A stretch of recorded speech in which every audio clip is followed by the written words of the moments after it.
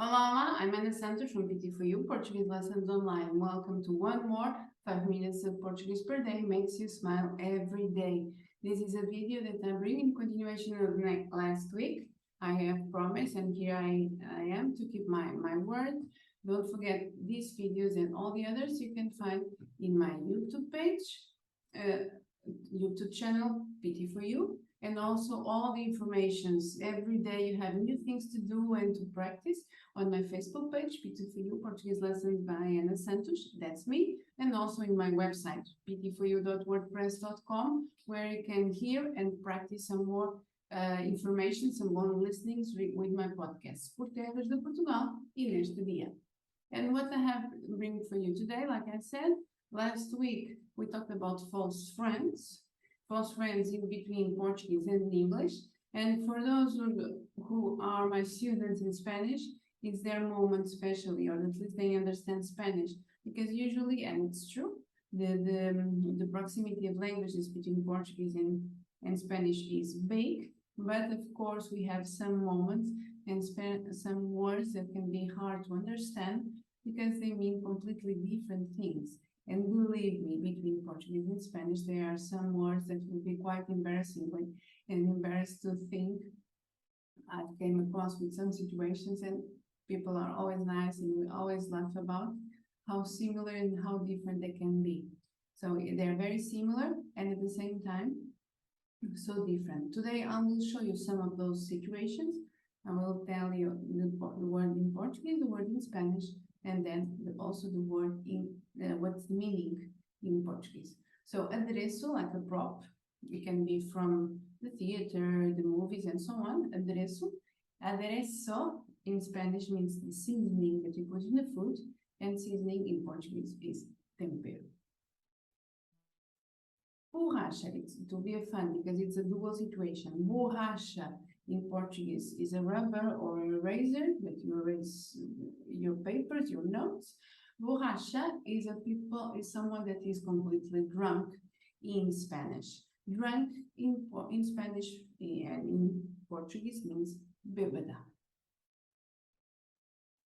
On the other hand, goma, the idea of chewing gum, that's a gelatinous thing that you like and is sweet and it's something in our mouths. Goma in Spanish, in this case, is exactly the rubber that, don't forget, means borracha in Portuguese. For those who love and who like Spanish music, for sure you came across with this word. Cadeira in Portuguese means chair. Cadeira is your hip. Move your hip. Often is said in the Latin musics and is quadrille.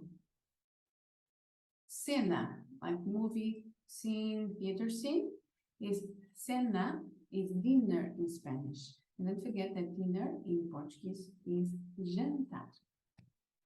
Direção, the direction where you go through. Dirección in Spanish is your address. Address in Portuguese is endereço. Vaso is the vase for the plants. On the other hand, vaso in Spanish is your glass.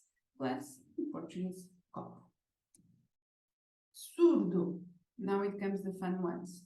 Surdo as a deaf, someone that doesn't hear correctly, is the surdo in Spanish means the left-handed, someone that writes with your left hand. And in Portuguese is canhoto. Padre is priest in Portuguese, but in Spanish is the father, your father, pai. And finally, the one that is always fun and comes to some embarrassed situations, like I was saying, embarazada.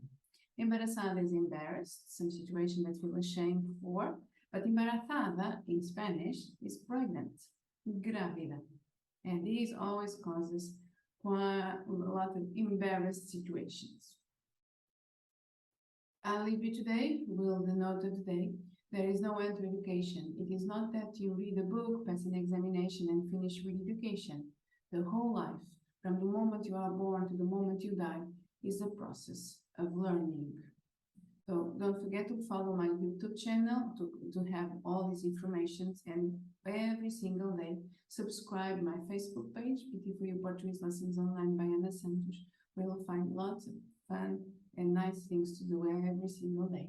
Meanwhile, don't forget, have fun. Ciao, ciao.